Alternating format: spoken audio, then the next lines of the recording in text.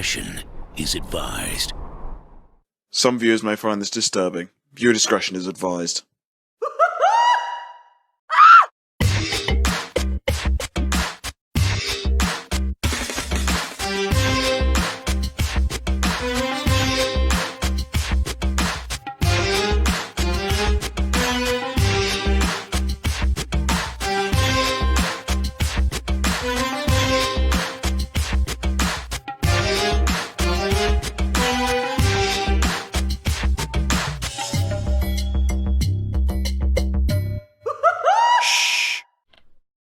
Hello, good evening, and welcome to another episode of the Ben&Grem Show. It's Sunday evening, and it's the 26th of July, ladies and gentlemen, and me and Grem are here with you for another, maybe, hour and a half. We'll see. How about that, Grem? Possibly an hour and a half, maybe an hour and 35 minutes. Might just push the boat out for an extra 5 minutes, everybody. Indeed, indeed, why not? The boat must be pushed out. But only by a tug, Grem. We aren't strong enough, are we? Anyway. Well, there is one thing, though. I just hope that the chair that I'm sitting on does not collapse like it did yesterday, which was embarrassing. Yeah, these things happen. These things happen. So, Grem, we are going to just jump into the chat very quickly. We've got Lisa with us. Hi, guys. She says, thank you, Lisa. Thank you for joining us again for another episode of the Ben&Grem Show. Grem, we could just round off before we start on our first topic, obviously, and that's an important pressing issue, the very first one of them all. But how have you been, Grem? I mean, it's been a week since we last spoke, and obviously we've been extra busy as usual. I mean, how about you? You've been up to much? Well, I suppose it's been a week since we last spoke on here, but we did have a few discussions to do with production for tonight's show and Monday over the week, but they're only brief, weren't they? They were just brief discussions. I've been busy, normal things, family, like yourself, assisting my mum and my ice cream bit I've just got back from. I've had to park not miles away from my home, but it's taken me a while to walk here, so I'm here. I'm here. I'm ready. And eager. Eager and here. Eager beaver. Yeah, that's fine. That's fine, Grem. Yeah, well, that's it. We are pretty much ready to go. Let's start with our first topic of the evening. It's topic number 1, ladies and gentlemen. And we are going to start with protests in Russia, ladies and gentlemen.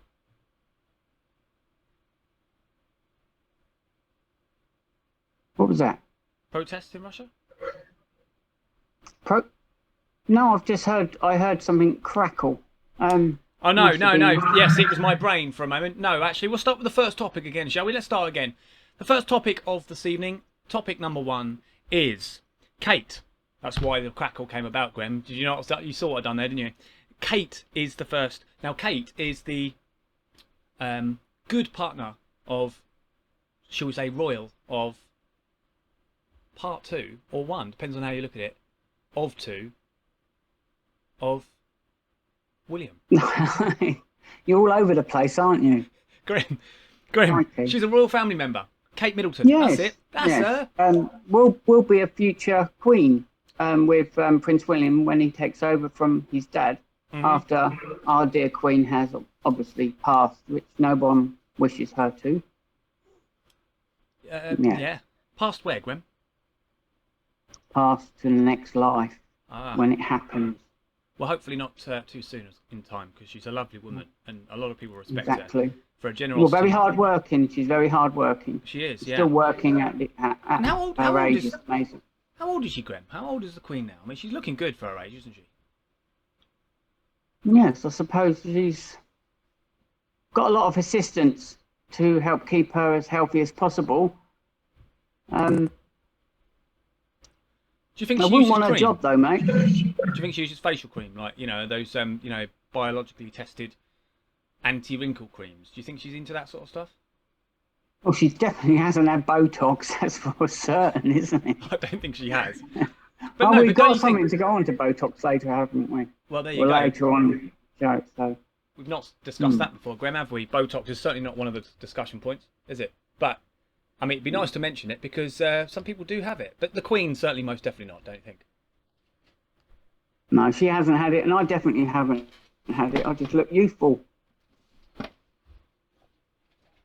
Youthful, Grem. Yeah, that's Yeah. important. It's important to be youthful because I don't feel youthful anymore these days. I am aging rather fast, it seems.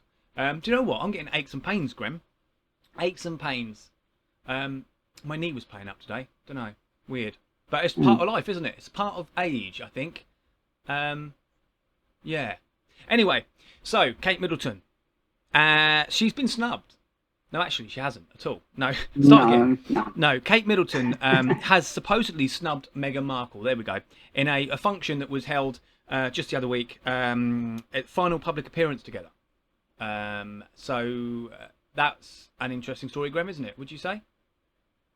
Yes, it was a few weeks just before Harry and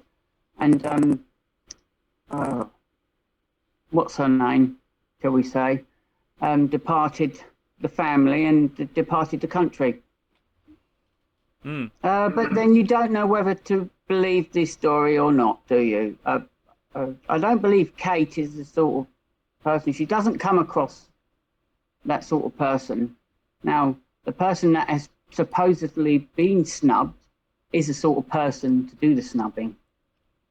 But yeah, I'd say I would kind of follow that line, yeah.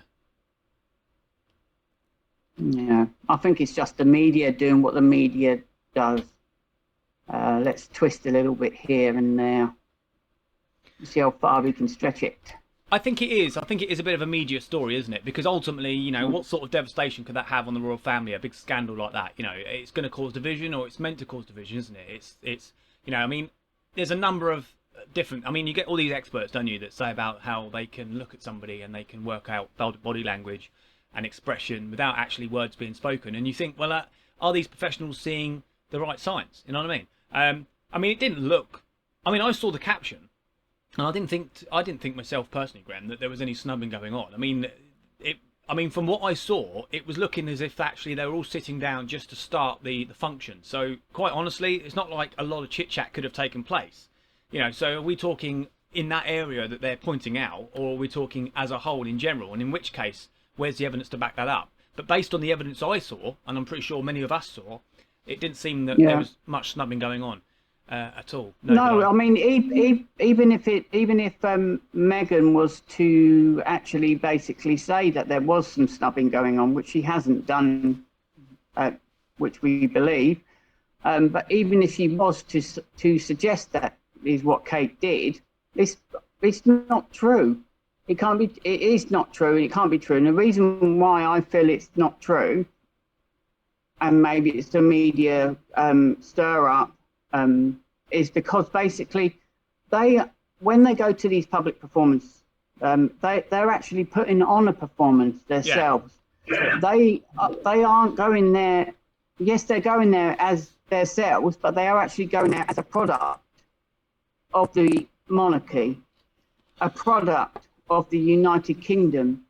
So they are there to do a job. They are there to basically. I've lost me line of. I'm really sorry, guys. I'm a bit tired. They are there to basically promote the positivity of the monarchy, what it's good for, and also promote the United Kingdom as a good nation that the free nations that it is. So that's the reason that they're doing a job. So there's no snubbing. There can be no snubbing. Now, if anyone feels that there's been snubbing, then they need to look at the bigger picture, because they are there to do a job. And I don't need to keep repeating the same term again, but that is basically it. Yeah, absolutely, Graham. Yeah. And you can, can certainly sort of understand exactly why or how, you got to that conclusion, or how certainly the people have got to that conclusion. What I find a bit bizarre is, I mean, just on the subject, talking about the Queen, actually, and we're still on the royal family subject, Lisa says she's 94, so she does look good for 94. Absolutely, that's incredible. Yeah, Lisa, she said I would have snubbed in the certain circumstances. Yeah, I agree, Lisa. I mean, obviously, the situation around how Harry's been taken out of the royal family. Now, a lot of people would probably say, "Oh, yeah, but it's his decision." Well, yes, okay, yes, I suppose it was, but obviously it wasn't. It was somewhat influenced as well, I would say. And women, no disrespect to women here, because that I don't mean anything by it, but I think women can be very influential when it comes to relationships. They are, you could say, leaders. I'm sure women would like to believe that themselves if they don't already. And that's not a bad thing. I mean, because women are sensible-minded. But I think she has. Let's just say on the subject, I think Meghan has had a lot of influence over Harry, and I do think that's probably how it's come about, but you can understand the frustration of the Queen, Graham, you know what I mean? And so, yeah, snubbing, I mean, people are upset. It's a big thing. It's not just the average family. People look at the royal family and they look at them as someone or some being or beings to look up to. They're responsible and kind of, what's the word, Graham, I'm looking for? They're the kind of sort of people that people idolise to become themselves, you know what I mean? Almost like they're an example setter. There you go. That's what I was looking for. So yeah, I think with that said, I think there probably should be or could be some snubbing going on, but I think it just fits the story, doesn't it, Graham? The media say there's snubbing going on, so actually you kind of, as a general member of the public, you kind of come to the conclusion, well, actually that makes sense because of all of what's gone on in the royal family over the present and recent weeks. Graham, any more on the subject? Yes. No, I don't believe so, no. I think we've covered that quite well. I think we did. And thank you very much, guys, for also participating, that be it Lisa. Obviously, she made a point about the Queen, about being 94. Thank you very much for that, because I wasn't too sure off the top of my head. I don't know about you, Graham, but I knew she was in her 90s. I should know. I should know, because I'm a royalist through and through. But I had 99 in my head because of Prince Philip. And I knew she was younger, but I couldn't remember by how many years. So, absolutely. Well, Graham, I said example. I said example. The royal family are an example to us. And Lisa says role model. Well, actually, that would have been a good terminology as well. So thank you, Lisa. Yes, they are role models. Absolutely, they are. People look up to them, and they, okay, you get those individuals that don't see highly of the royals. They think they're, for whatever reason, I'm not going to go into. Leave that down to you, or the viewer, but I quite honestly do believe that they are a special entity to have in the country, and we're lucky to have a monarchy. Some countries don't have one, so we have to praise it. And of course, it's loved not just within the UK, but across the whole entire world, which is a great thing, and it's an achievement. So we must look after it, respect it, the monarchy that is, and yeah. But I do think it's sad that. And I speak from somebody who was a big fan, of course, of Diana, and obviously her boys. I think it's fair to say that she's come a long way, since of course her life. Bringing up boys as she has, I think she'd be really proud of them. I would say, and I say, what would she have made of the situation around Harry? Now it's a difficult one, isn't it? It's hard to say when she's not here to kind of have that opinion. But could things maybe have been different if she had have been here today? Would he have met Meghan Markle? You don't know. I mean, it's hard to say, really. But I think ultimately, Diana, being the sort of person that she was, I think she would have respected whatever decision that was made. I think that's fair to say, Graham, don't you? I think Diana would have seen through Meghan's chosen direction. I think she would have seen, because indeed, Diana at times could be somewhat difficult for the firm, as she used to call it, the firm. Yes. Yeah. So. Well, absolutely. I think you've hit the nail on the head there. Yeah, so thank you very much, Lisa, for your comments on the subject. Now, topic number 2 is an interesting one, and it's been going on for a long time. We could say a few years. Now, I'm going to say, and it's probably gone on way before that, but I'm going to say back in 2015-16 onwards.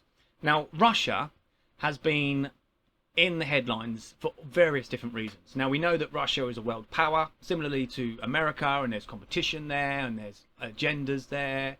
But Russia has been in the headlines, if not most weeks.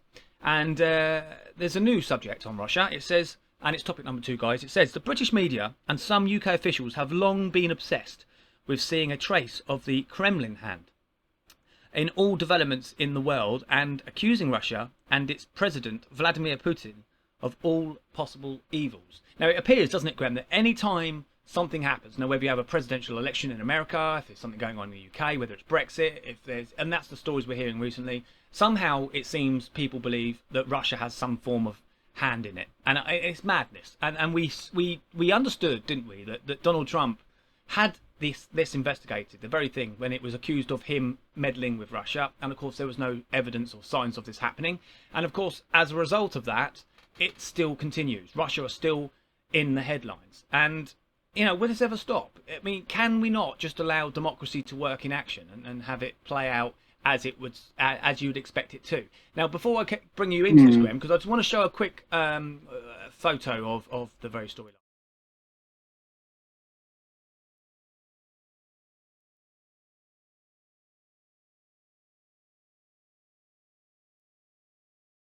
You could say that it's very misleading, you could ask yourselves. But Graham, what do you think? I mean, having involvement in schools and so on, like the way that it seems the UK in particular, there's this narrative that, you know, Russia are bad and that we should be very cautious. Not just that, but we know that the Labour Party recently has spoken out and said that they believe that the Russia Today news channel should be censored, if not eradicated, simply because of its actions towards free speech and free press. Well, you know, the Conservatives have hit out and said, but no, you know, it's great. We need this. We need free press. We can't start moderating the press because Russia Today maybe have a slightly different spin or take on the way media is presented. What do you think, Graham? No, I believe that the likes of the Labour Party have only got an issue with it is because it's taking the concentration away from the area to do with what's going on at the moment with the Black Lives Matters movement, for example, and other left-wing leaning topics, which we have discussed before. Yeah, I think that's what I've got at the minute. Yeah, no, I mean, that's it, Graham. I think you got a point, and I agree with you. I do think that it's the narrative, isn't it, that's being put out. It's strange, really. I think it's just flexing muscles again, isn't it? It's countries flexing muscles and trying to show world domination. And but I don't think really, honestly and truthfully, I don't believe Russia have half of the dealings, myself personally, in certain areas of politics, in other areas of countries. Oh, Ben, I think it basically comes down to the fact that certain people cannot accept, elites cannot accept a democratic decision made in 2016. And this is all come on both sides of the Atlantic. So you've got America with the Trump presidential win, and you've got the Brexit debate in this country with the European Union. And straight away, Russia was brought into the fray as being the culprits of creating the situation that these groups of people are having to endure because they can't accept the result, either side. And getting back to the President of the United States, when they investigated the so-called the claim against them with regards to Russia, it actually turned out that it was the other camp that was running against the elected president that were involved in colluding. Yeah. And it's possibly, I believe there was something similar as well to do in with this country with the run-up to the election and so on. It's just ridiculous, really, the way things are. But people either want, we're getting back to this country now, 'cause who we are, and we are here, we're not in America. and people need to make the best out of what's been decided, and we need to work together. We need to just join in and create a better United Kingdom, a stronger United Kingdom, with a positive reflection to that, not with force. I don't mean with force, but I mean with like a caring, with caring, which we do have. We just need to polish up on a few areas of it. Yeah, makes sense. Well, Lee says he's a teacher, and he says he's very worried about the way of the idea of teaching, good or bad. I've always been worried, my personal opinions, and although the end result might often be the same, try to be factual information for them to learn. Yeah, actually, Lee, you're right. I mean, I think it's right that if we're going to teach controversial subjects in schools, and I do agree that actually politics, see, some people say politics should be kept out of schools, but I do think politics should be in schools, but it's just the way it's portrayed. And I think as long as children, students, those seeking higher education are given the information to come to a conclusion of their own, then it's acceptable. But I think all the while there is a narrative which is to be followed or to be expressed and to believe, that's not right. I mean, for example, it's, schools, it's been said by Sputnik News, which one of the articles that they put up today, it says that the UK educational site tells students what to think about Russia and ruthless Putin. So that's an opinion, and that's where it's wrong, because you can't say to a group of teachers, you can't say, to a group of students, whether he is or he isn't, you can't say Putin's ruthless and Russia's bad, because that is such an opinion, and whether that opinion could be correct, it's still not right to tell a group of individuals to say that's how you've got to think. And this is where the issue lies. This is why when people say politics should stay out of schools and higher education, that's why we say it. But of course, if we, like I said, if we go into a scenario where, of course, the facts are presented, the information is there and presented, usually there will be a middle ground there. And of course, then it's for those to have a debate about and then come to a conclusion about, and then you will find you will get mixed opinions, which what makes democracy work. This is not democracy. This is a dictatorship almost. And we've got to try. Yes, it is. It is the education in this country. It's pretty shocking, really, when it comes to critical thinking. Absolutely. It needs to be made a priority. You are correct, mate. Absolutely. Lee says, I mean, this was on the previous point, but we'll fly back straight very quickly. She says, my mum was a fan of Diana. Yeah, Princess Diana. And and also it was mentioned as well how Lee was saying about how role models, it takes years to become a role model, and you have to have a huge amount of integrity until you achieve respect from others. Until then you respect from others. But that's the truth. But also with that, Lee, you're absolutely right. But with that, obviously comes the watchful eye, isn't it? You're automatically then highlighted, and you can't put a foot wrong. The moment you do something wrong, it's a scandal, and next thing you know, you're marred. And that's the problem in politics as well. You do something wrong, and next thing you know, you're the worst thing that ever could possibly have come about. And so you don't get many chances. When you're at that level, you've got one chance. You have got one chance. You'll always get your people out there respecting you for what you do, but you will get also the haters out there that are running you down, and usually the negative always outweighs the positive, sadly, and that's just the way it is, I think. Grem, did you want to open up the next topic, or would you like me to continue? Can you continue, please?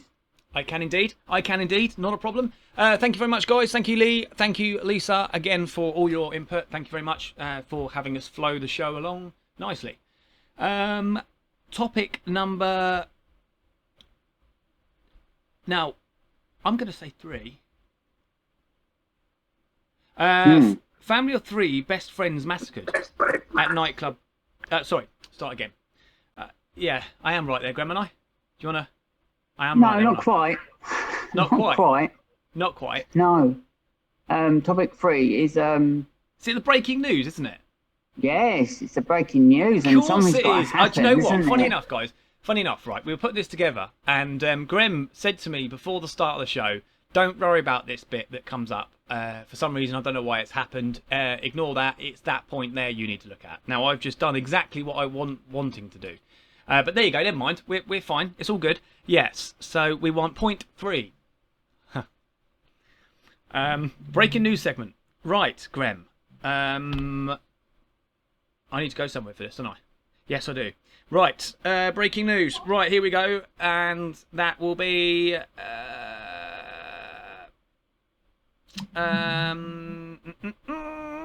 yeah, so actually it's Labour Party, Grem, revoking the licence of Russia Today. So basically we said about the press, free press, and so it says Labour letter demands Russia Today UK's licence to get revoked in light of a damning Russia report that gave no examples of proof. An evidence-free parliamentary report accusing Russia Today UK, or Russia UK, of being instrument of Russia's influence in Britain is already being quoted as a pretext to ban the broadcaster. In a letter sent to Ofcom by Labour Shadow Minister. So yeah, I hope you got the gist of that. So basically, Labour Party are not happy with some news of which the Russia Today, Russia UK have presented, and they believe that because of it being, in their opinion, non-factual, therefore they should be revoked of their non-factual. I've not known of Russia Today to actually release anything that is non-factual. Normally they tell the story as it actually is, without all the the enhancing of an area and etc. They actually tell the story as it's developed, as it's developing. Mm-hmm. I don't see where they're going with this. Well, sorry, I do see where they're going with this. It's not playing to their ideology. Yeah, I think that's a fair statement. I think, well, let's face it, whoever the press is, regardless, they've always got an opinion, haven't they? That's what the press are. They're opinion-based. They print the news or vocalise the news, broadcast the news with an angle. And Yes. that's where people, certainly from wherever they are, will look at certain papers and read certain papers because it fits their line of ideology. And so, Russia Today, Russia UK are no different. I like Russia UK because a lot of their stuff, it seems, is, let's say, well, they say their opinion and basis is that they put out the news other mainstream media won't. And there is some truth in that. And whether it be it right or wrong, but you could say that about any news media. People could say the BBC were very biased in the referendum back in 2016. I think it was fair to say they were to a degree. But of course, with that, does that make it right? Well, not necessarily. But so nobody called for banning of the BBC, although people have of the BBC in certain areas. We understand when it comes to things like the cost of licensing and so on, and why we pay licensing. So, Grem, you know what I mean? So it seems silly that Labour, in particular, are picking a fight with Russia Today, Russia UK. And I think you're right. I think it's because it doesn't fit the narrative. It doesn't fit their agenda. And somehow they feel that maybe Russia Today or Russia UK have an influence somehow in the way that maybe people approach the Labour Party. And it joined on to the previous segment that you were talking about, the previous point to do with the current situations that are going on at the moment, and the way the Labour Party react to them.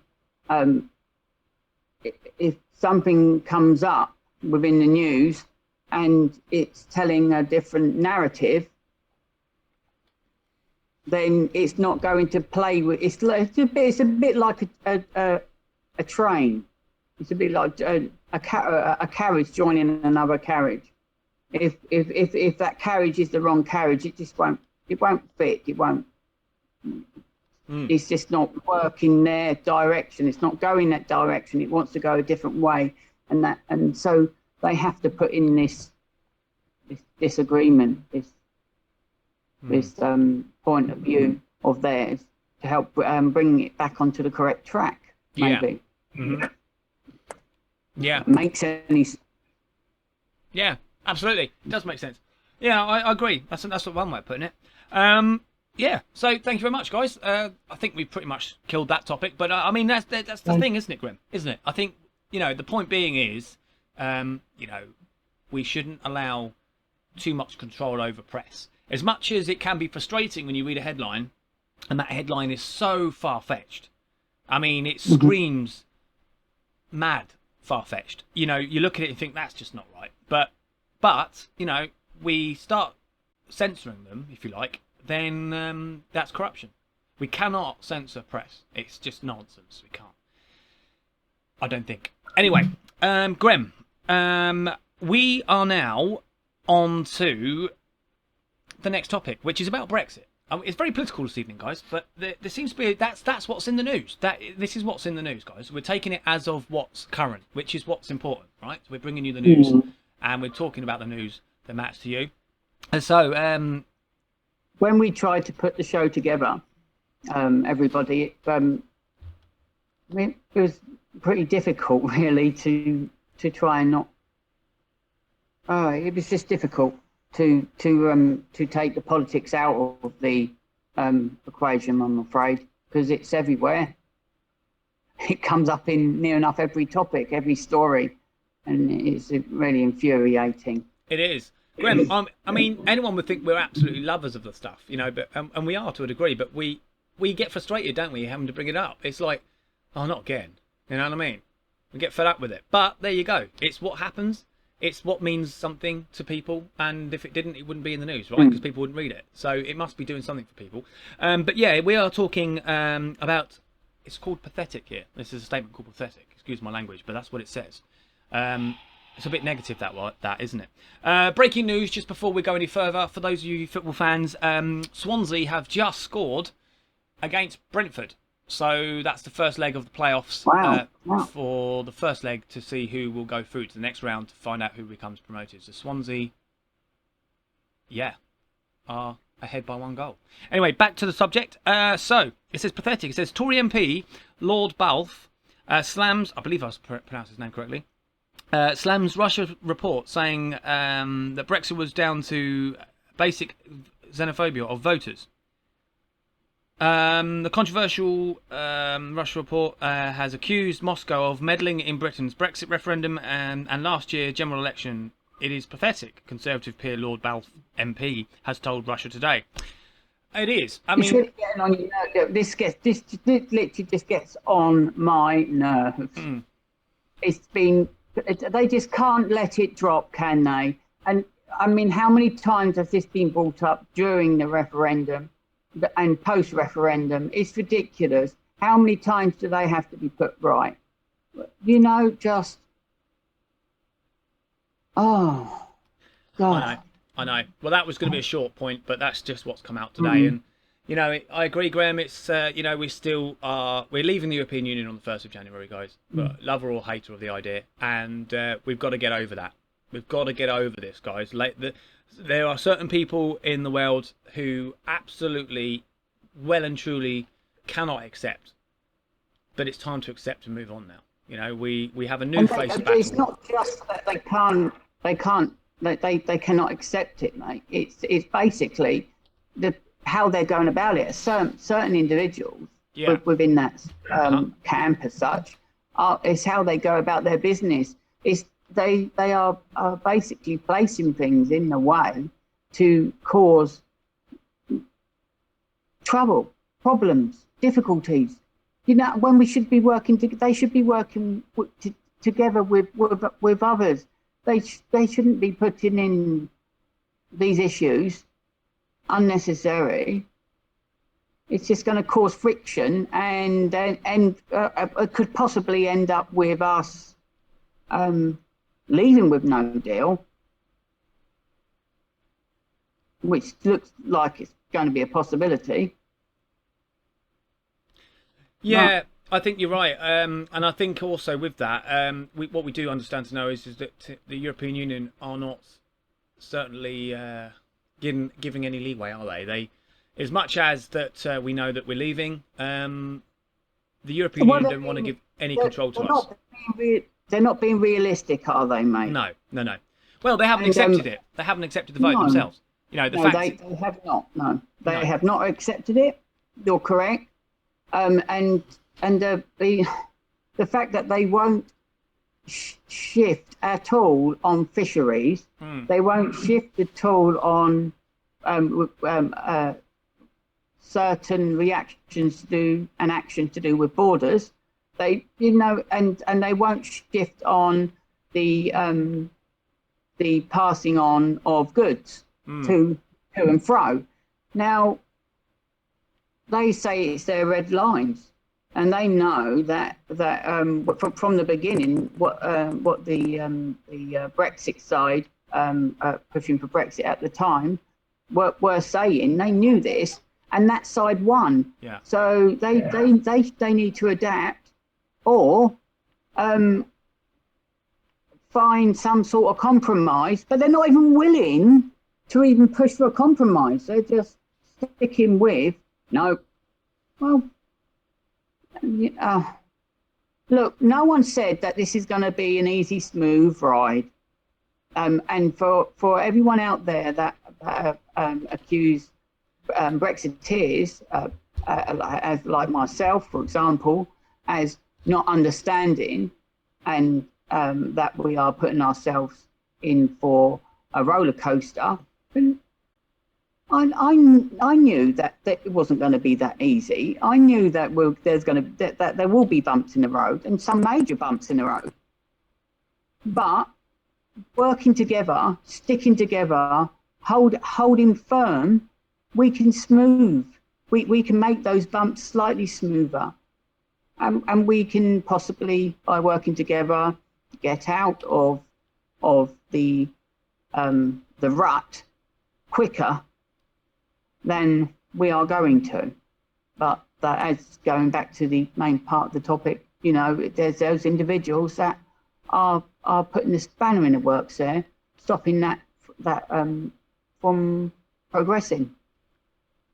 Yeah, absolutely. And I think above all, I think when it comes to the way that the European Union and the UK British diplomacy is being taken forward, I think we've got to be honest and say that I don't think it's necessarily the European Union anti-Britain or anti-UK here. I think it's more the fact that they're anti-nation-state democracy. And for that reason, I say, regardless to any nation that decides to leave the bloc of the 26 now, isn't it?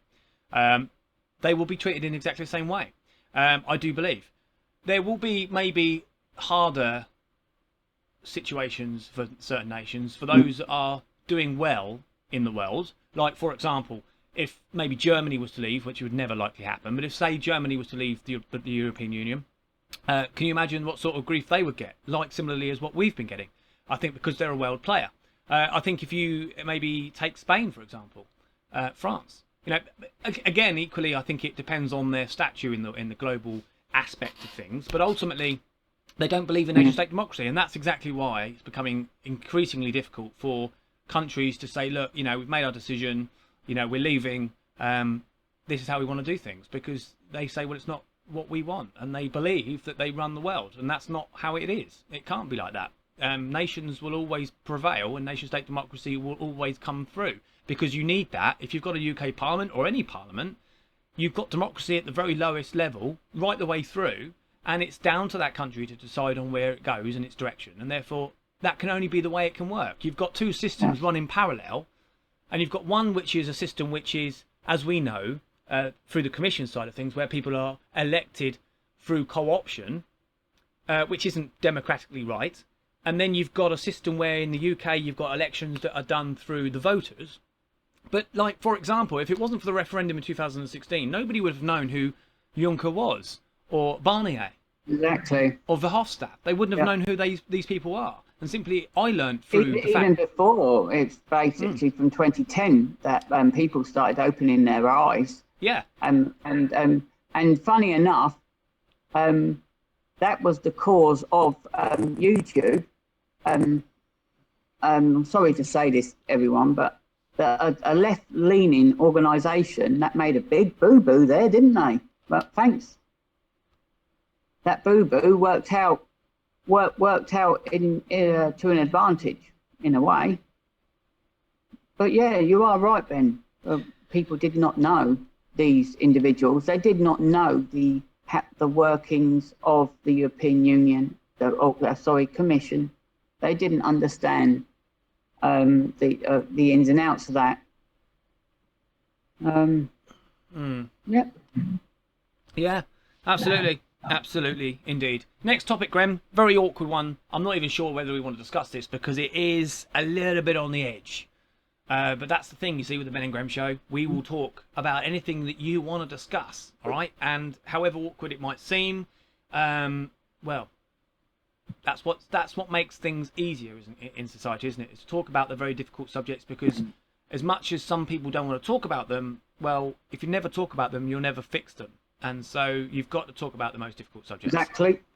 I think. I might, quote me if I'm wrong, guys. I mean, you're pleased and very obligated to do that. I want to say the next topic is about this, about somebody who I'm not familiar with, Graham, and maybe you can pick up on who it is, but I'll read out the headline for you. It says, black people can't be racist, is the headline. Okay, so as I say, it's a bit controversial, but just hear me out a minute. UK rapper Wiley is accused of anti-Semitism. Now, I don't know if you know who Wiley is. Wiley? I don't know, guys, but maybe some of you know in the chat. Yes, accused of anti-Semitism after branding Jews the real enemy and comparing to the KKK. That's just, ouch. I know. British rapper. But it's ridiculous. That's mad, isn't it? Anyhow. It is. It's just ridiculous. But you won't see much said about it. You won't see much really, like you won't see the what's the term? You won't see someone getting a slapped hand over this because of a couple of issues. There's no point going into, really. Yeah. Well, it says here, I'll continue to say, I had to stop there as well. I couldn't believe what I was reading, actually. I can't even believe we're even discussing this, guys. But there you go. It is the Ben&Grem Show. It says, British rapper Wiley has been accused of posts in which he liked or likened Jews to the Ku Klux Klan. Is that right? Yes. Yeah, just ridiculous. Declared them as the real enemy and the ones who rob us blind. So, Graham, it's ridiculous, isn't it? It's ridiculous. How can anyone actually come up with that? On no matter what side of the political spectrum you're on, it's just ridiculous. Really stupid. That's stupidity of a new level. That is. Absolutely, Graham. I couldn't agree with you more. And I've got one point on this, and all I can say on the matter is this: doesn't matter what colour you are, you can be racist. Exactly. That's the point here. It doesn't matter who you are. Doesn't matter what colour you are.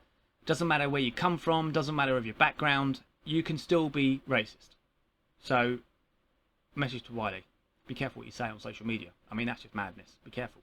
Exactly. Learn from it. God, why is it that we have this, guys? Why do we have this? We have these people in the celebrity world saying these things because they think they can, and yet because they've got a statue, they think they're untouchable. It's mad, isn't it? Can you imagine if one of us lot said that? Regardless of colour, again. Can you imagine one of us, a Joe Blog, or Lisa Blog, not Lisa on the chat, but you know what I mean, or Susan Blog, whoever the blog might be, the blog family member. Well, even if we actually had that as a segment and we were talking like that, we would get shut off. Well, it's not appropriate. Period. No, it's not. No, it's just ridiculous.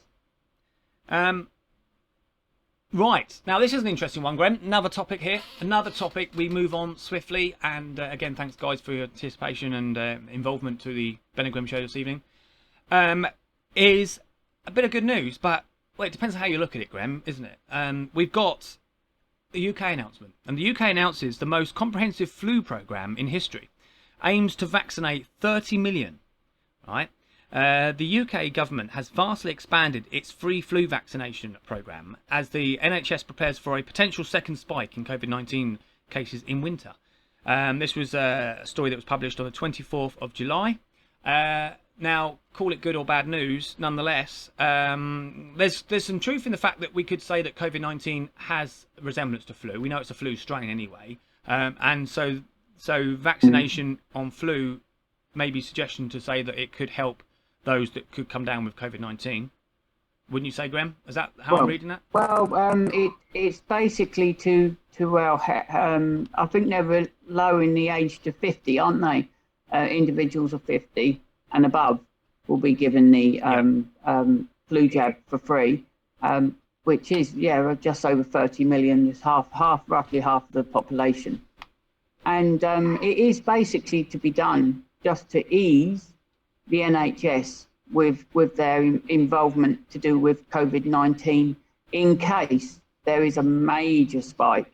And I mean, yes, it's going to come back.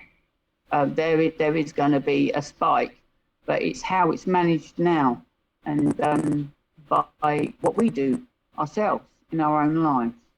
And the government are obviously initiating this protocol, if you'd like to say, to do with the flu vaccine to age of 50 years and above, which gives you the 30 million number. And that way it will just help ease the situation with the NHS, because I'm not sure what the percentage is out of the flu vaccine anyway, because I know some people that actually have that, they still come down with a cold, flu or something. It happens. So it's, even if it's just 10% or 20% of the people that have been given the flu jab that are not going to get it, then that's going to be major help for the NHS, just in case there is a spike or even a major spike to do with COVID-19. Yeah. And also the fact that when you have a cold or a flu, your immune system is screwed. Yeah.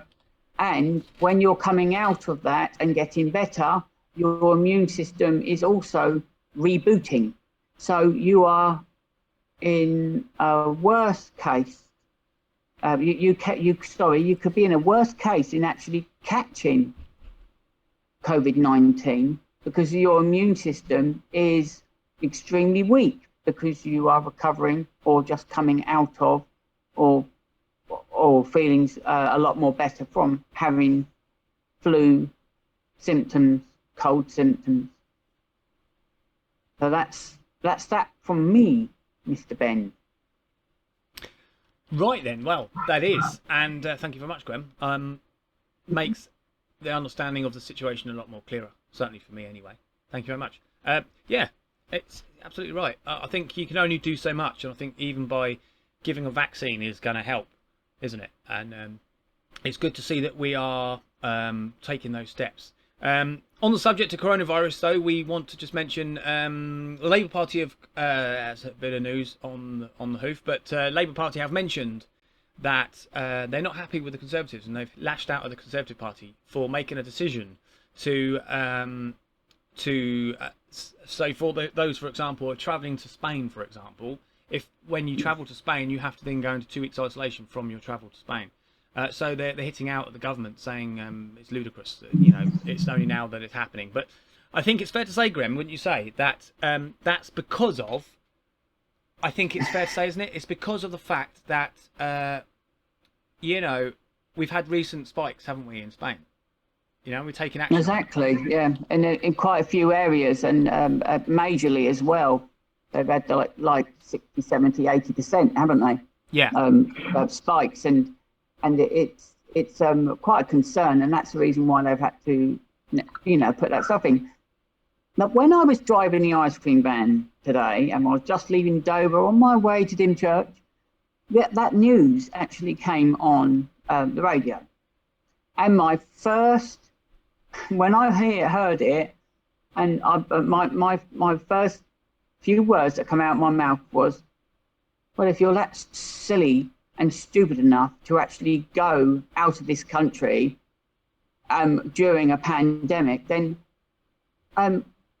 well, I'm sorry, guys, but I don't care that you're going to be stuck there, or you're going to have to come back and have 14 days in lockdown, your own personal lockdown. Not my issue. why did you go out there in the first place? And for Labour to turn around and say, these poor, hard-working families, they've saved all year, wasn't it? The story was they saved all year to go on holiday. Oh, yeah. But what's more important, going on a holiday or being safe? I mean, what is wrong with these people? Yeah, absolutely.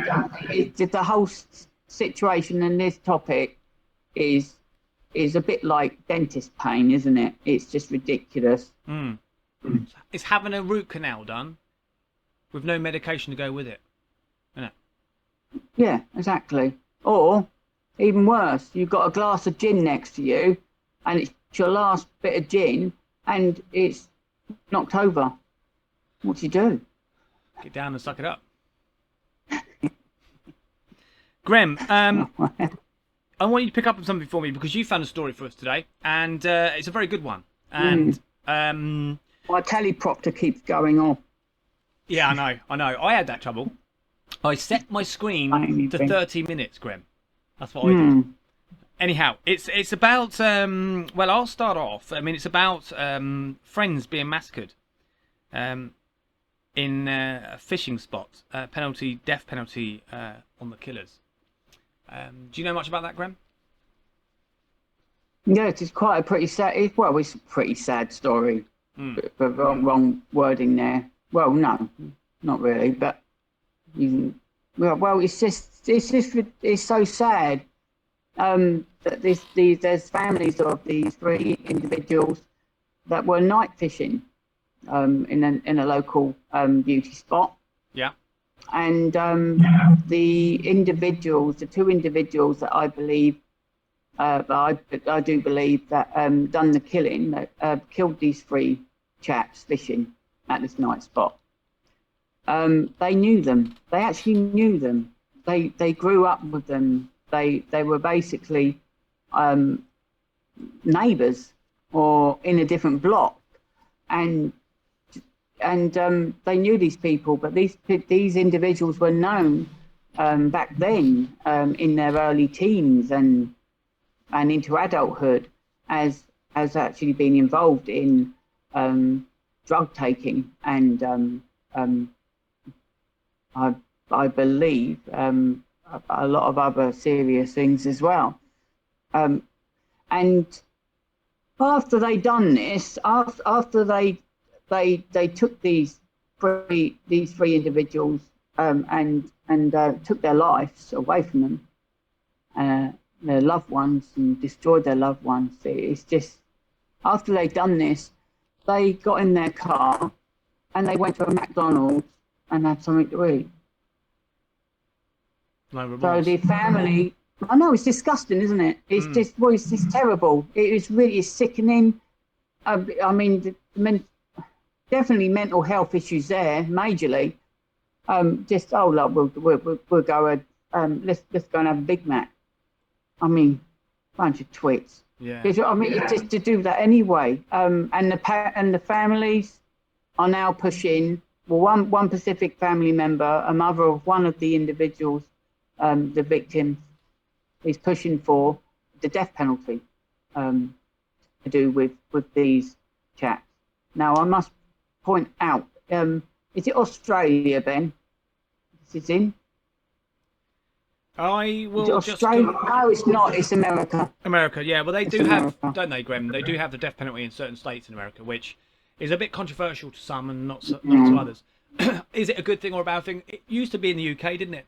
Many years ago, many years ago, and it was stopped because of wrong factual information that was given forward in way of evidence, and they realised that they were taking lives, and later discovering that actually they were innocent. So obviously now things... I do have a little bit of information on it. My teleprompter keeps going on and off, so I do apologise. And it's I think it's set for 15 minutes, so I don't know what's going on, and it keeps slipping.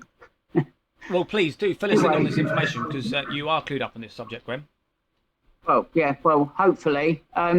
Right, childhood best friends. A guy called Damien Tillman, 23, Kevin Springfield, 30, and Brandon Rollins, 27.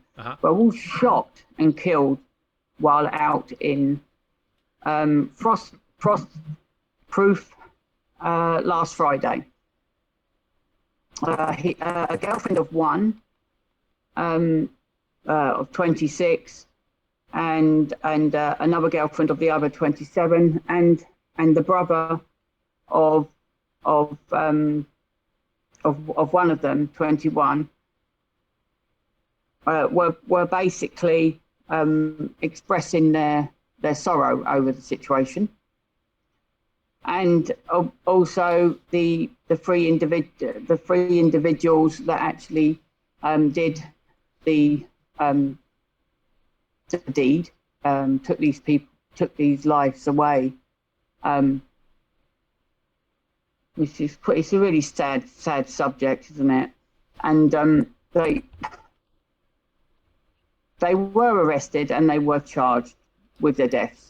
Now, but the family, as I said, now is pushing for the death penalty when they left the courthouse.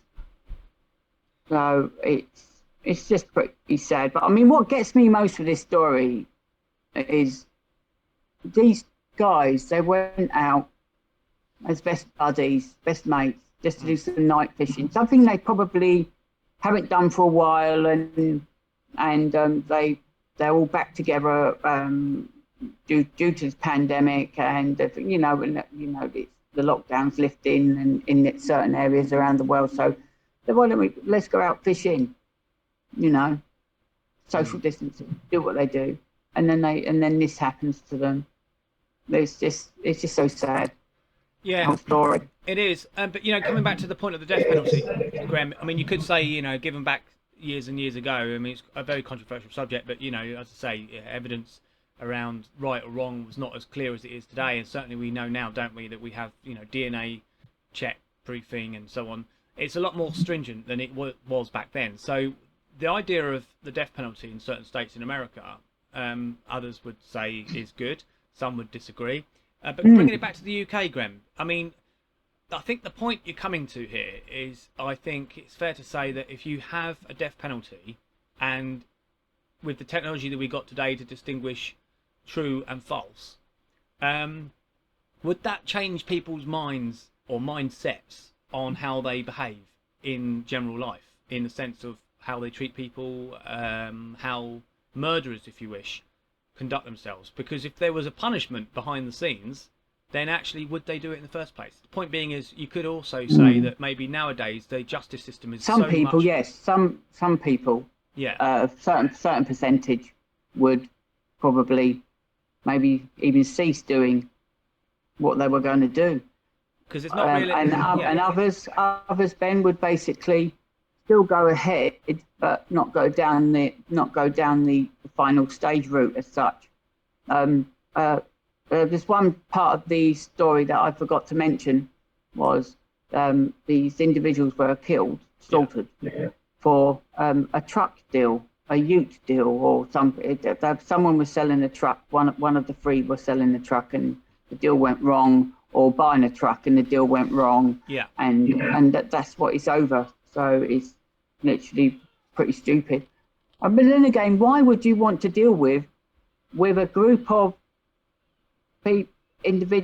people that you've known growing up from a young age to be troublemakers, troublesome, involved in dodgy dealings and drugs, etc.? Why would you even want to deal with them, buy from them a vehicle, or even sell them a vehicle?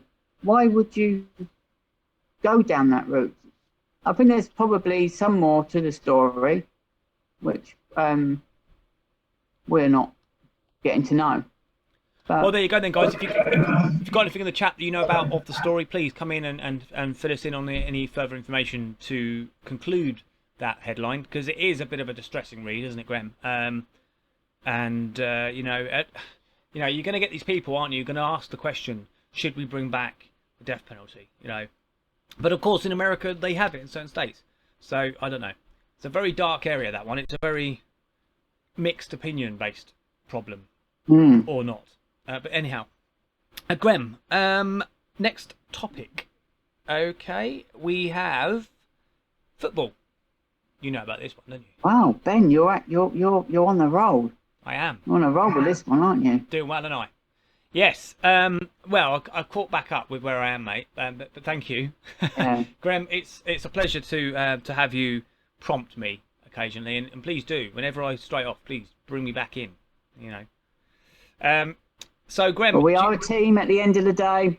We're a team. We're a good team, and Nothing works we without bond teamwork. well together. So yeah. Absolutely, Graham. Thank you very much. Yeah. So we're on the next topic. So Liverpool. Are you going to bring this one up, or do you want me to bring it up? Have you got it? No, you bring it up. You want me to bring it up? Okay, Liverpool's captain Jordan Henderson beats Kevin De Bruyne in win of the FWA Football of the Year, or Footballer of the Year. What do you reckon on that, guys? I mean, they're two very good players, you could say. And there's a lot. I think in football at the moment, there's a lot of players that are of a very high level. And to bring it down to an individual to win an award is tough. It's a tough call. But obviously... Well, he beat off competition, didn't he, from his own teammates? Yeah. As well, that were put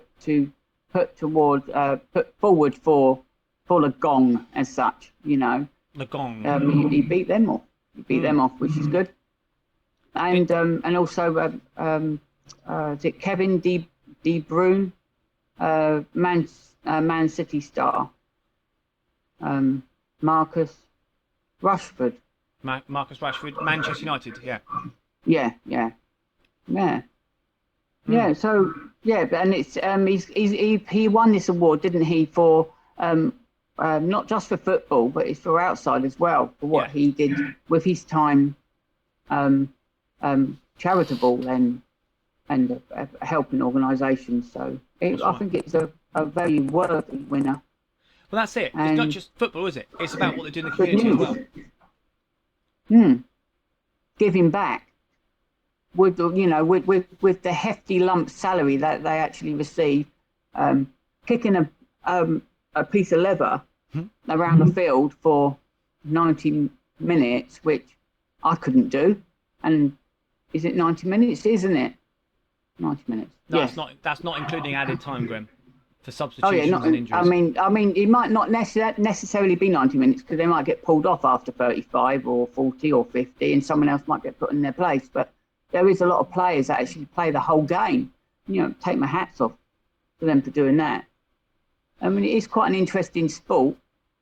Well, yeah, but the thing is, I think it depends. I'm gonna make an assumption now on what I understand of the game, and it's about fitness, yes. But 90 minutes, if you are keeping in position and you're not straying from position too often, and you're not running for balls that are quite honestly out of your way, for example, if you stay in position and you make the runs where necessary, you should be able to go through a 90-minute football match. What makes it difficult is if you're running for the ball and not, so for example, you're ball chasing, then of course you're going to get tired quickly.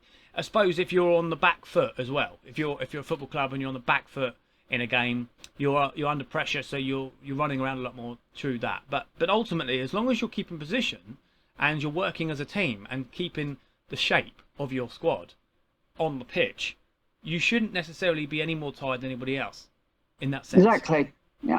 But that's an opinion that I take. But of course, again, anybody else can bring in subject in on that and have their own view to that. Not a problem. Graham, we have one more topic, and then we're going to go on to another scenario that we're not quite used to, but I think it's going to be interesting for the viewers, isn't it? But do we have anything to show the viewers?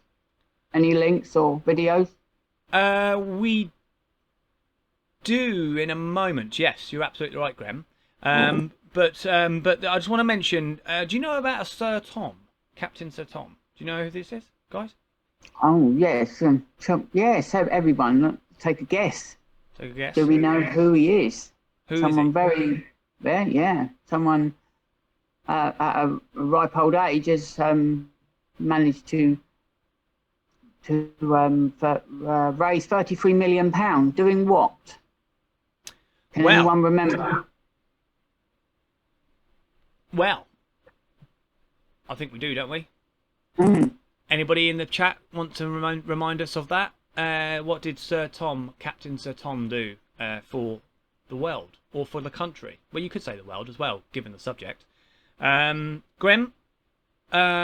nothing's come in as of yet, so I think we'll just pick up on that. So basically, Captain Sir Tom was, now if I'm correct in saying, Graham, he was a military officer, wasn't he? He was a previous military veteran, not officer. Well, could have been an officer. And he donated, didn't he, to coronavirus? He raised funds, didn't he, to help those combat coronavirus, and he was renowned as being a bit of a hero for it. And good luck and good man that he is to do that. Yes. He's recently met the Queen, which is great. Really, really nice story. And he basically says the Queen is the kindest person that he's ever met. So that's really interesting, Graham, isn't it? That is very special for someone to say, especially because of his age. Yeah.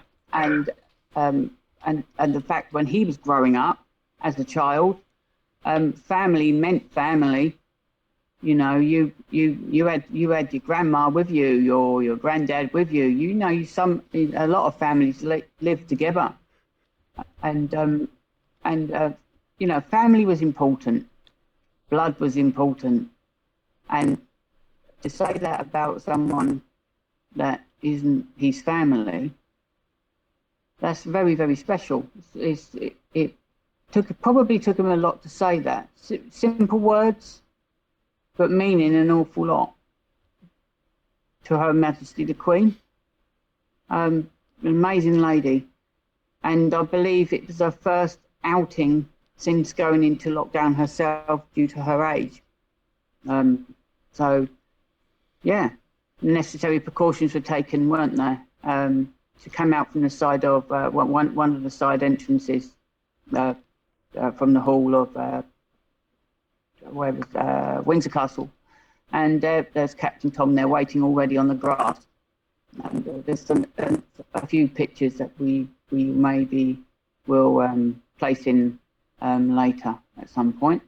And Captain Tom's family was with him as well. His daughter. Well, I think grandson was there, or granddaughter was there as well. Proud moment. Yeah, it was a very extremely proud moment, and there was one thing he was questioned by Good Morning Britain. What did the Queen say to him privately? And he said, "I would take that to my grave," wasn't it? That is a conversation between myself and Her Majesty the Queen, and it will stay with me. Yeah, and that's it. And what a gentleman to aspire to and to look up to. And it kind of makes us realise just what sort of importance we can make to the world and to the country. And, yeah, you know, just by something so small to start with can be so influential at the end. You know what I mean? You know, he raised money for a charity, as part of a charity for coronavirus. I don't think he himself also expected it to go as far as it did. And good luck to him that it did. And well thought of. I mean, a lot of people would have probably thought, you know, and not me, I didn't with this. Yeah. That you know, he's an old guy. You know, why is he doing this? But if you think about it, what else could he do? And the goodness out of this is the fact that you know, the NHS have had £33+ million extra donated to them. Which is a major boost in a few areas, and also it's also given the enthusiasm and the energy for individuals like Captain Tom. Can you? Is he still Captain? Was he just Sir now? Because Sir actually overdoes Captain, isn't it? But yeah, I mean, I don't know, Graham. I mean, he's a Sir, isn't he? I think he was knighted, wasn't he? Yeah. So I'll get back to. I was on the roll there. You were Swiss roll. Yeah, Swiss roll. Yeah, we talked about cakes the other week, but anyway. So you've got other elderly men and women actually started being obviously thinking, oh, what could I do? I'm sitting here, I feel like a cripple, and I'm not doing anything. I want to do something like the younger generation. Oh, and then Captain Tom comes on the TV, on the news, and then you've got some old lady which was walking up and down her staircase. That was and she raised quite a few thousand. There was another old lady that was I don't like using the term old, sorry, elderly person, that was also doing something as well, but I can't remember what her activity was. But yeah, but it actually got the elder part of the generation to actually engage and find out that they are useful. Because when you get to a certain age, you start to feel that you're not useful, but everyone's useful, no matter what age you are. Yeah, well, Grem, I would say that on the subject that I always look at it upon the fact that people of age are wise, and there's no truer word spoken. They've seen the world. They can only be wise because they've seen the world. They've lived the life that we're living. They've seen it at a different generation, of course. I understand that. Life skills. They have life skills, and so we should always look up to our elders, and we should always respect what they have to say to us. And exactly. yeah, I mean, but that's, I think, the only realistic way to do it. We might think they're mad sometimes because of the age that they are, and they might say some funny things sometimes, but that's not, let's not get distracted for the fact that these are very intelligent people. They've seen the world. So, give them respect they deserve. And certainly, Sir Captain, what was his surname? Tom. Yes. Tom. Sir Captain Tom. Sir Captain Tom, and he's an example of that. We should respect all of the good stuff he's done because ultimately he is someone to look up to. Grem, right, we are moving swiftly on to our next topic point. Now, interestingly, Grem, we've not done this before, so we're going to throw this out to you guys, and I hope you enjoy it. And just a quick caption over to the moment in time. Pointless news. Pointless news. Pointless news. Pointless news. Did you like that, Graham? I could just hear it, but it'd be better when we play it back. Well, I think we'll just do it again for the viewers, won't we? Let's do it again for the viewers, all right? So 3. You do the countdown, Graham. Go on. 3, 2, 1. Pointless news. Familiar, that voice sounds familiar. Well, that was me, by the way. Oh, it was you, Ben. Yeah. Wow. Anyway, it's pointless news, guys. That's where we're at now. Pointless news. Now, whether you thought that what we've just discussed already is pointless, I do apologise, and I'm very sorry for that. But no, this is really pointless news. But it might be interesting. It might not be that pointless. Again, it's on the perception of others, the viewers. All right, so we'll let you guys decide. Very structured tonight. Thank you very much, Lisa. Well, that's because I took great leadership in Graham's work, because Graham. We worked well together. No, actually, we did this together, mate. So. We did. We found some time to sit down and go through things, didn't we, Graham? And I think that's what needed. That was what was needed. So, but I think we've done all right, haven't we, Graham? And we do. Well, Ben has deviated slightly, but I did. Yeah, but it wouldn't be Ben without Graham if I didn't. No, and it wouldn't be Graham without Ben. No. But we came back. We came back strong. Yes, so, Graham, yeah. Pointless news. Do you know what? I love it that much, Graham. I needed to do it again. All right. Go on. We do it Whack again? Whack it up. Yeah. Just one more time, all right, guys? Okay, so without boring you, please stay around. 3, 2, 1. Pointless news. I really like that. That's God. a keeper. Do you know what? I don't think I could live with you. Oh, gosh. Well, think how I feel. I've got to put up with it every single day, mate. The only time I get a rest, guys, the only time I get a rest from the Ben is when I'm asleep. Because the mind switches off. And then when I wake up in the morning, I go, oh, what have we got this time? You know, every day is new. Every day is a new day for me. And I love it. I love it.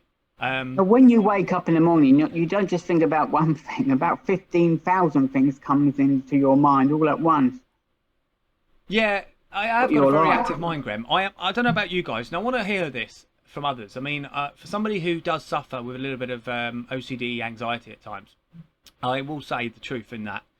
And people do need to appreciate and understand how it works. But I will say to you, my mind does run at 100, and I'm going to say 110 miles per hour, simply because I wake up in the morning. And yeah, I kind of, I don't know, I have to map out where I'm going and what I'm doing for the day, you know, in my head. It's like, it's weird. I wake up and every day is different. Although it's not, and most people say, you know, that very old saying, isn't it? When you go to work, oh, same day, same different day. All right, I'm not going to say the word. And same sugar, different day. Yeah. Yes, and as much as that's probably true, I don't see it like that, because every day is different. Every day has to be different. Anything can happen in any day, even if it's the same day as yesterday. It's not technically in some way or another. We're always learning something. We're always meeting new people, regardless. We always we might bump into somebody we didn't expect to bump into. You know, it's a, you know, treat every day as a new day, because ultimately it is, and it's a special day regardless of what you are set to do. You know, you might be doing something that you really don't want to do, but actually it might end up being a good day because you misinterpreted it, and that's the point I'm getting at. So I like to, annoyingly enough, I like to map everything out. Yeah. It doesn't always work out that way, and does it? Doesn't always work out the way you want to map it out. And as you've said to me as well, yeah, the same with me over recent weeks, to do with the production side of the shows. You know, okay, I might want to map out something the way it goes, but it's not necessarily going to work. No. Or some of it will and some of it won't. Well, it's going to sound weird, but no, I agree with you there, and that's realistically, that's the only way you can look at it, isn't it? But I will say something about this, and I will say that intuition, I like that word intuition, because it means something, because I do have intuition every now and again. I think we all do at some point or another. I'm not overly religious, but I will say that I do believe in the higher power, you know, the spiritual world to a degree, and I will say that if weirdly enough, I can't put a finger on it, but something will happen, something will pop into my head, and it might even be completely irrelevant, but later on in the day it will happen. It's weird, I can't explain it. Now maybe it's a special power of mine, but if any power I have in anything, but it does happen from time to time. So, you know, call me strange, but no, I mean, yeah. But anyway, I hope you understand where I'm coming from, guys. Grem, do you understand where I'm coming from? Is that my internet playing up? No, you're not playing up anywhere. You're being great, Grem. Nothing's going wrong on your end. Not from my end, anyway. Or maybe he is playing up. Is he playing up? He is playing up. He is playing up. That's fine. He'll be back with us shortly. Hello. Wow. Well. We're still not working. Hold the horses a moment. Back in the room. We're back in the room. No, we're not. Hold up, Graham. We're not? No. Hold your horses. Hang on a minute.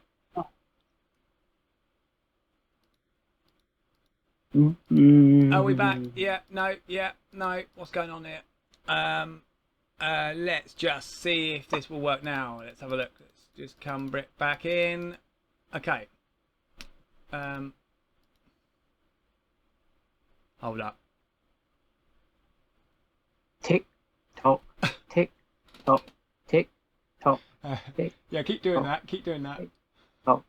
Tick tock, tick tock, tick tock, tick tock, tick tock. If we're live, I'm going to kill you. Tick tock, tick tock.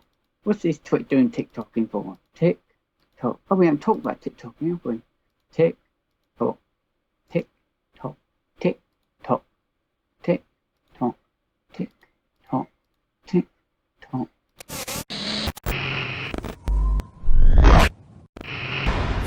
Discretion is advised.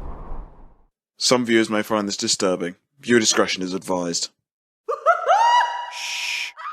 Well, good evening, ladies and gentlemen. It's Sunday, 26th of July, and we're back. And why did we go? I'll tell you why we went, because I need to have a word with a good friend. Actually, he's not a friend of mine, but he's somebody that I know. He could be a good friend of mine, but I don't think he'd like me for what I believe in and what I do. Is that Mr. Branson? Mr. Branson. Branson, is it, maybe? How on earth did you know that, Grem? I think you were knowing where I was thinking. Mr. Branson, if you're listening, sort out your internet, because you've just killed the Ben&Grem Show. All right? You've killed it. Oh, God. Anyhow, but no, Yes. we're back. Yes. And it's How working. shocking. We had a complete loss of internet service. Sorry, guys. I mean, that's not very professional. But do you know what? We're back. And why are we back, Grem? Because we were actually, weren't we, discussing a point that we were coming to, a new part of the show, which we wanted to bring to you this evening. And we've already played it a few times, but just because it's so good, it gives me an opportunity to play it again, Grem. Doesn't it? Yes. Let's go. Right, so what I'll say before we start is I can't say for sure whether Mr. Branson's internet service is going to wobble again. I dare say it won't, because they are pretty good usually, all right? So I'm not knocking you guys, Virgin Media, all right? You're great. You haven't given me too many problems in the past, but what on earth went on? All right? Not good. Anyway, so without further ado, please sign up with Virgin Media. They're a good company, by the way. I'm not knocking them. Really? Okay. But just don't cut us off again. Right. Okay. Well, shall we tell the guys what I was actually doing while she was trying to get reconnected? Go on. Tick, tock, tick, tock, tick. Yeah, well, that did come through, Grem. That was part of the show, because we had to take twice, didn't we? Because we had to play the cutscene twice. Grem, we have a new guest in, the new viewer, a viewer. Oh, wow. Stephen Connor. Hello, Stephen. Nice to see you. Glad you can join us. Thank you for joining Hi, us. Stephen. Thank you, Stephen. Thanks for being with us. The second part, I would add. You weren't here for the beginning, but of course we had a few technical issues. We're back and pleased to be back. We weren't going to be back, but we thought, no, we'll come back. You know, whenever you get knocked down, pick yourself up and try again, as they say. Dust yourself off. Sometimes things are out of also, control. I do need to interrupt. Sorry, Ben. I have a lighting issue. So I apologise if I look like I'm a bit spaced out here. So bear with me. Bear with me. You have to look at the good-looking one. That way. Stephen Connor said, I'm glad you did the media for UKIP, Dover and Deal. I am glad I did the media for UKIP, Dover and Deal. Oh, for sake, guys, get a grip. What utter? Can't really say that, Steve, but Virgin Media. Hi, Lisa says again, nice to see you again, Lisa. Matt says, good evening, gentlemen. No, Matt, you've just joined us at the right time, because we are back. Part 2. We didn't anticipate a part 2, all right? We were on a roll. Lisa was saying just how good the show was going this evening. I was in complete agreement with her. Grem and I were in awe of how it was going. We were really having a good debate with the viewers, and then the internet turns off. So we lose everything. We lose everything. Graham froze, and I thought it was his end. I thought, that's not a problem. I'll pull him back. No, it was me. Well, and Ben disappeared. Yep. And I thought maybe I was somehow leading the show, but then obviously not, because all the equipment is in another destination. So I was talking to myself, everybody. I mean, talking to myself. Well, there was actually a delay, Graham, in the actual the show turning off, because there is a delay, which is naturally a good thing if I can utilise it well. And for the reason being, I could have been able to have got us back online, because the internet came back on almost straight away. It must have been a slight outage. And so I could have got us back online just before it turned off. It would have been quite difficult to have achieved that. And I did manage to get us back on, which is a good thing nonetheless. Graham, so we are coming back to the point. And like I say, it does give us the opportunity to play it again, because it is good. Graham, what do you say? Let's do this, shall we? So you start with the countdown, let's move on before the light goes totally. Right, let's do this. 3, 2, 1. Pointless news. I really love that. I could do that all day. I could do that all evening. Before I need to do it again, Grem, and before the internet kills us again, which I'm pretty sure it won't. Stephen Connor says, Graham, go and put a shilling in the meter or whip the hamster faster on the wheel. Yes, exactly. I mean, come on, do you remember dial-up? I just need to make this point about one on the internet very quickly. If you were on the computer and you're on the internet, dial-up, do you remember the days where, somebody would phone you and all of a sudden it would cut you off? I mean, talk about prehistoric. I feel like that's what happened to us. Me and Graham were on a roll. Everyone was saying how great things were going, and all of a sudden, gone. Yeah, no, you got warning. Actually, you got a beep, beep, beep, beep, beep, and then it dies. Isn't it? We didn't get no warning, guys, and we apologise, but, lodge all your complaints to Mr. Richard Branson. Yeah, exactly. He's probably somewhere on his private island. Well, Richard, if you're listening, spend less money on your cruise liner, right? And more money on your internet service. There you go. Cruise liner that can't go nowhere at the minute. No, that was a loss, wasn't it? Oh, yeah. And didn't he ask the government to fund it because of the loss? Yeah. I know. Disgusting, isn't it? That's not even a topic tonight, and that's just come up off the cuff. There you go. One of the world's most richest people as well. And he wants furlough. Sort of furlough, isn't it? Right, Graham. One more time, Graham. Can we do this one more time? I'm killing this, all right? I'm killing this. One more time. But the light's going. 3, 2, 1. Pointless news. Right, okay, that's it now. I'm not going to do that anymore. I love it so much. Right, pointless news. Suzanne Boyle. Suzanne Boyle. Oh, my gosh. What's happening with Suzanne at the moment? Don't know. What is happening with Suzanne Boyle at the moment? Does anybody know in the chat what is happening with Suzanne Boyle? She's gone very quiet at the moment, hasn't she?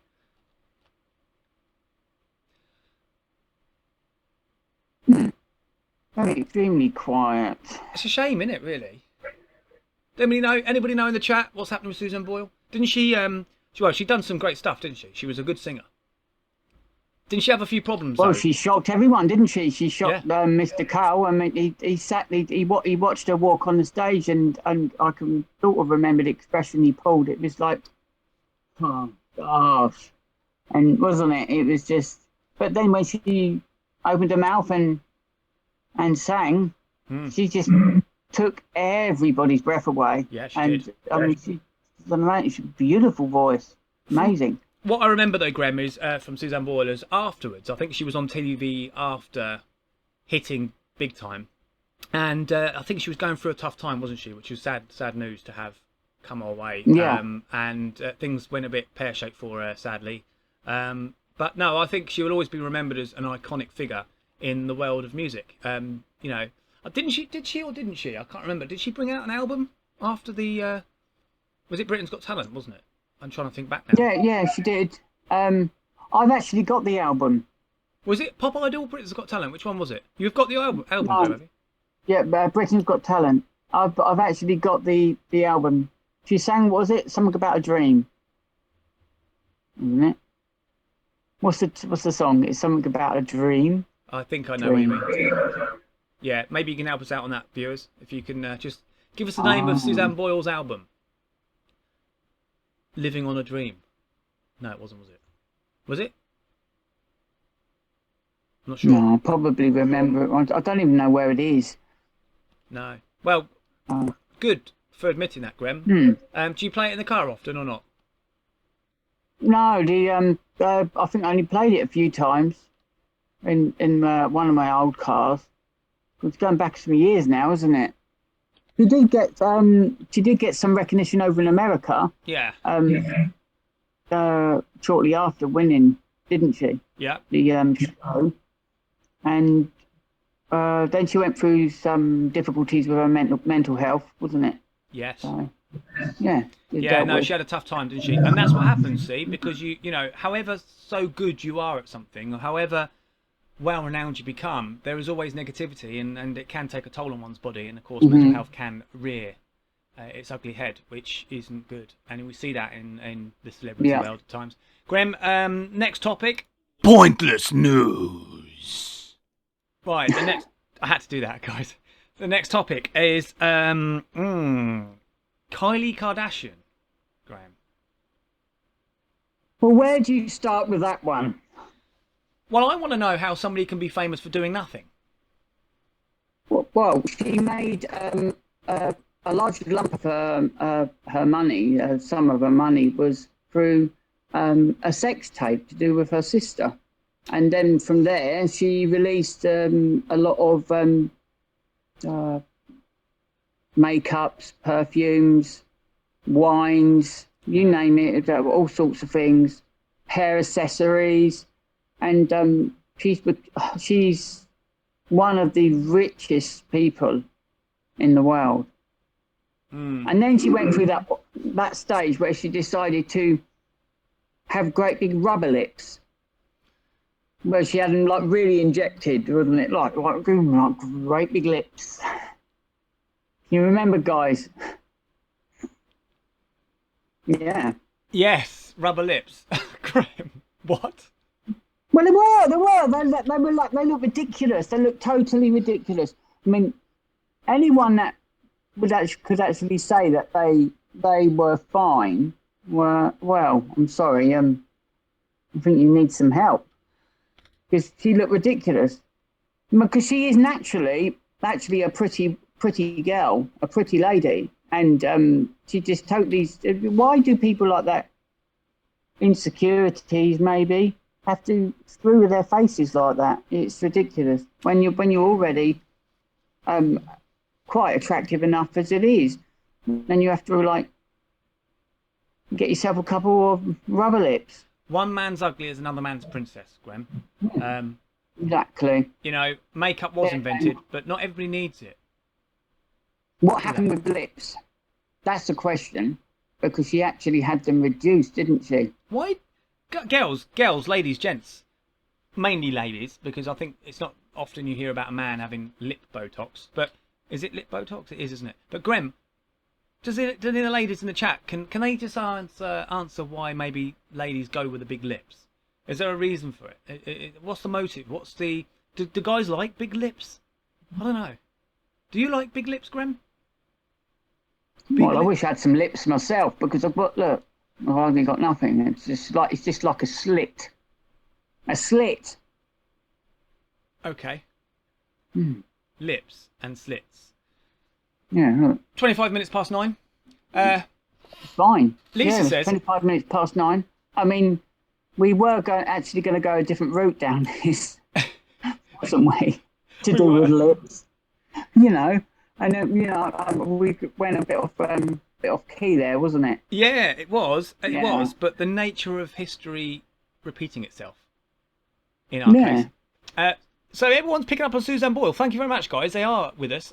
Yes, it was Britain's Got Talent, Graham. You are right. Stephen says. Lisa says, song I Dream a Dream. I Dream and Dream. I dream of a boy. That was good, wasn't it? You should be on Britain's Got Talent, Graham. No. You should do a duet with her. I think you'd come off well. I like my simple life. No, you got a great life. Actually, I've not really got a simple life working alongside the Ben here, I suppose. No, I couldn't agree with you more on that one. Lisa says it's a trend. Me personally, a big no. What's this? Is this Yes, right. Yes, the lips. Yeah. Oh, the I'm lips. just caught up with that. Yeah, I don't know. I don't know. I mean, don't get me wrong. I'm going to try and sound like I know what I'm talking about here, guys. But you've got the filler, and you, hey, you've got the toner. I think I know what I'm talking about.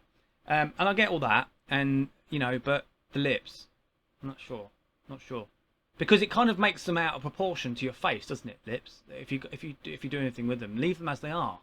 I don't know. Each to their own, I suppose. Like all things, some people like wear them as originals. Some people do not. Okay, it's just one of those things, isn't it? Marmite. Yeah, I don't see the sense in it. I don't understand. I'll go back to what I said. She was a very attractive lady anyway, young girl, and you know, it's why she had to do that. It's just ridiculous. But that's the youth I suppose. It is the youth of today, I suppose. Going with the times, Grem. Stephen Connor, thank you, Stephen. He says no comment, and this is a family show. Is this a family show? Well, I don't know. It can be. It's a show for everybody. Everybody. It's a show. It's a show for all interests. Yeah, for all interests. I mean, you might some people not every single person will like the whole of the show. They all like parts of it. Yeah. And that's the whole point of Ben and Grem. But the point also, Grem, and you're absolutely right in what you're saying. Also, the point is that if you don't like where it's going, direct it. All right, pull it back. Start talking about something else. Talk about seagulls. We always talk about seagulls once in a while. We're not going to do it on this show tonight, are we? We always talk about seagulls. They've got such a character, haven't they, seagulls? They always do something that annoys you. Yeah, they've adapted quite well, haven't they? They've adapted. So yeah. Shame that us humans can't really adapt. No, well, it's because we don't want to half the time, isn't it, Glenn? That's the truth. We're bone idle, aren't we, as humans? We believe what we want to believe. We've become too complacent. This is the issue. Too complacent. Yeah, too complacent. But yeah, Grem, totally.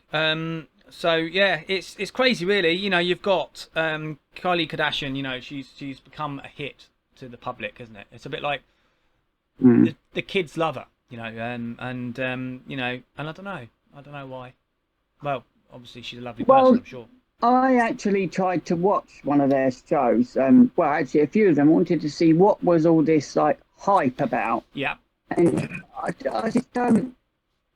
I just couldn't understand it. I just couldn't feel the desire to actually watch any of it. But I made myself watch it just to see what was to be expected. What was going to see, and it's just ridiculous.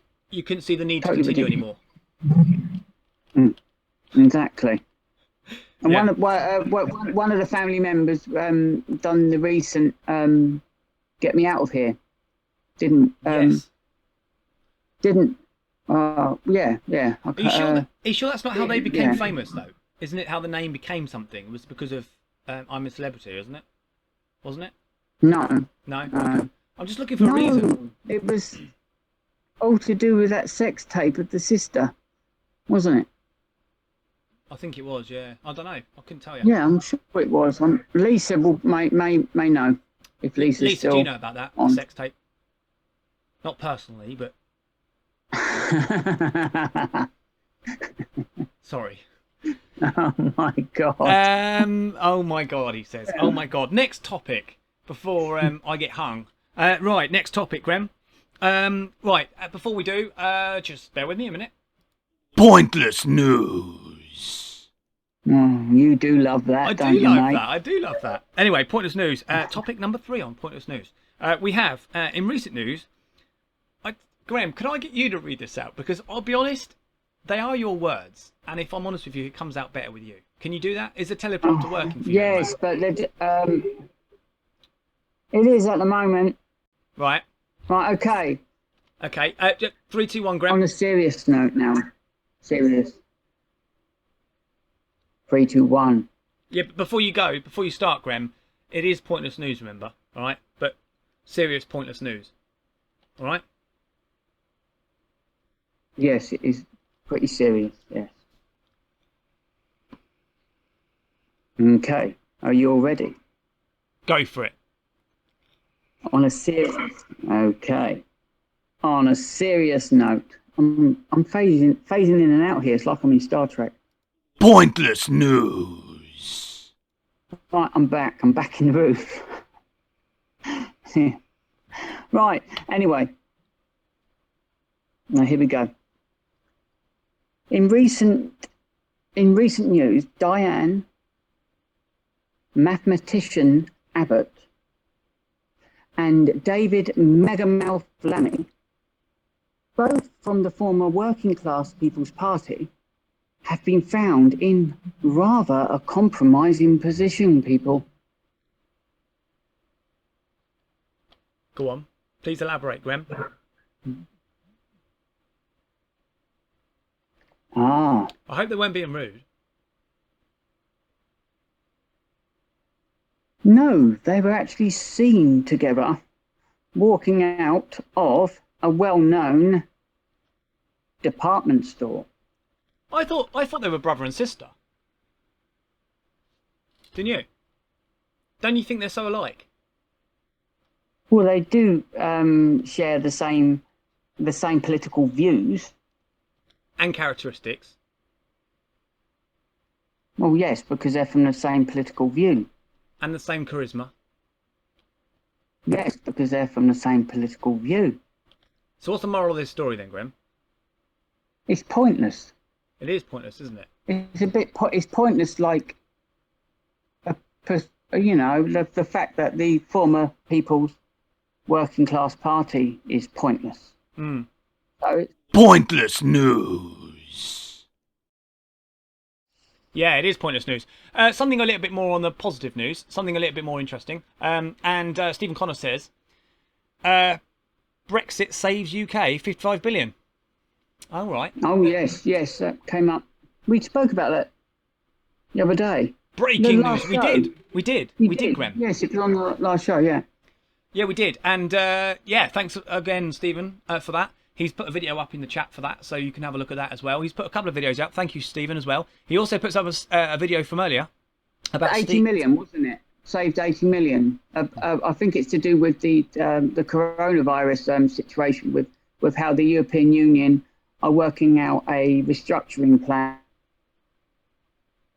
80 of protecting other nation states, isn't it? Right. It's basically a financial injection, isn't it, to do with all member states. Yeah. And if we were actually full members at this specific point in time, we the taxpayers would have been bailing out over 80. Is it billion? 80 million. 80 billion. Well, actually, it could be 55 billion. Yeah, I mean, this story says 55 grand. So I don't know. Maybe it's a slightly different angle. Yeah, 55. All we know is 55. Brexit's good. All right, Brexit's good for the economy. There we know. Going to be bumpy roads, as we said earlier. Yeah. It's going to be that way. Some will be quite tough times, but we together we will get through this. Stick together. Unite. Exactly. Unite the country. Right. Yes. Well, that's enough of the Pointless news. We did have a fourth point to that, but it was to be confirmed. It was. Is anybody else in the chat, guys? Is anybody else? Yeah, me and Graham would like to hear. That's the whole point, was to be confirmed by the people. Yeah, exactly. That is a point, isn't it? Guys, By I mean, our have you got many any viewers. pointless news? Viewers? Yes, go on. Yeah, play it again. Yeah, everyone wants to hear go it. on then. One more. 3, 2, 1. Pointless news. Yeah, pointless news. Well, you know, yeah, we have to be sure to cover all angles, however irrelevant the news is, whether it's good or bad, or indifferent, or ridiculous. What more ridiculous news do you have, guys? Let's just be clear about this. Let's bring it forward. All right, the Ben&Grem Show. Anything you want to discuss, bring it in. Pop it in the chat. Me and Graham will discuss it, and we'll discuss it with you. More importantly, pointless news. Yeah, it's interesting. Do we have anything to play? Did we have any video or anything to play? Not particularly. Have you? No. No. I thought we we don't have. No, we've only got the pointless news. Graham, I have had a good evening this evening. I think it's been great. I will say, on behalf of the viewers, I will say I'm very sorry for the little technical hiccup there. That was completely out of our hands. Internet is a thing we can't control. And with that, we are pleased to say we came back. Graham, isn't that case? That is the case. Exactly. And we've enjoyed it because we covered the area that we wanted to cover as part of the show. And so although we had a pause, but I suppose in a sense it was an opportunity for you to make a cup of tea or pour gin. So well, it was actually an opportunity, everyone, for me to get 2 of these little mummers down me. What you got there then, Graham? Yeah, I was able to peel an easy peeler.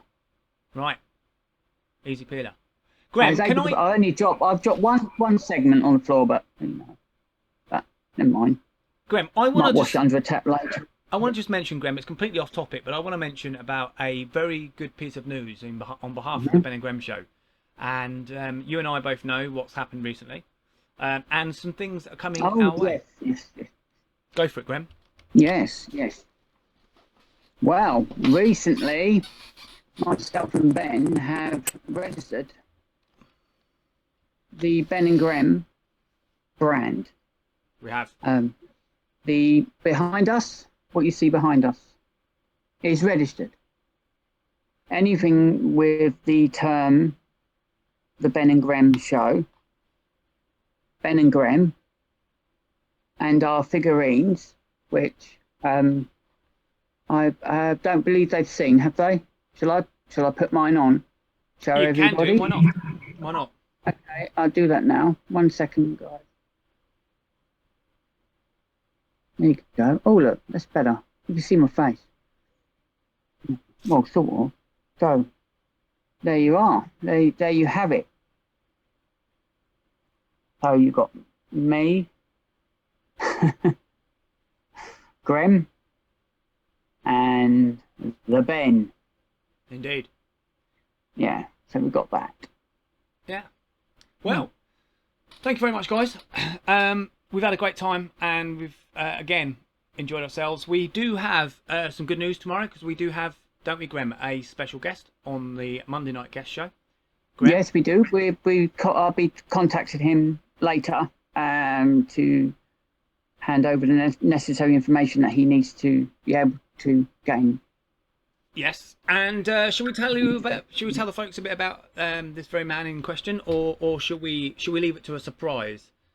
We'll leave it to a surprise, because it's a new. We created a new segment for the Monday show just before the interview, and we'll give you a little clue. The new segment is music related. It's basically breaking news to do with the music industry or performing arts, or within that area. And quite strangely enough, and it wasn't planned this way, when I was looking for an interviewee, it sort of fell in my lap. So we've got someone within the music side of things, and an individual that is going to succeed, definitely. And we will be playing his tune that he's created. Yep. He's got 3 going at the moment. We will possibly play all 3 of them tomorrow, depending on how the show's going and with his permission. So I won't elaborate any more on it, because it should be an extremely good show tomorrow. And like tonight, it's been a really great show. Yes. With the exception of Richard Branson and the internet. So yeah, but just to add, Graham, I will just say on that, and I think I made that point very clear earlier, is that I'm not having a go, all right? Not really having a rant, actually, but no, the internet's pretty good with Virgin generally, and I will not knock them too much. But it was just a frustration for you guys. But like I said, it was an opportunity for you to maybe nip off and make a cup of tea. So, these things happen, technical faults do happen. Yes, it was, and it was an opportunity for me to eat 2 of my easy peeler oranges. Easy So peeler. I keep staring at the last one. I'm going to have that in a minute. I'm going to get it. I'm going to tell you, as soon as we end this, I'm going to... In fact, I don't even think I'm going to peel it. I'm just going to eat it as it is, see what happens. There you go. So I don't know what Teeth. it's Well, Graham, going to taste like. I think it's about See time what then happens. we let you have the opportunity to do that. And we shouldn't hold you back from your food. Thank you very much, ladies and gentlemen. Me and Well, just me and before Graham. we do go, Yes. before we do go though, sorry, just before we go, sorry, mate. Yes. What's the name of that film with the young girl with extremely long black hair that's over her face and crawls out of the TV screens? The Grudge. Yeah. Do you know what? This is what I'm getting like now, guys. I mean, look at me. Look, at the moment, look, I'm having to get so close to you all. It's like I'm going to jump through your screen. Isn't that excitement for you all, eh? Yeah? Gotta be. Beautiful. Thank you very much, ladies and gentlemen, from Grem and from Ben and from the Grem and the Ben, Ben and Grem, the Ben&Grem Show. Yep. Yep. And thank you very much from Ben and Grem. That's me, Grem and Ben. Good night. See you tomorrow. Good night. Thank you. God bless everyone. Keep safe. Peace. Peace out. People still say that, Grem. Yeah. Peace out. Take care. You take care, mister. Roger that. See you later. Good night, all. See you later. Good night, all, everyone. Bye. Shh.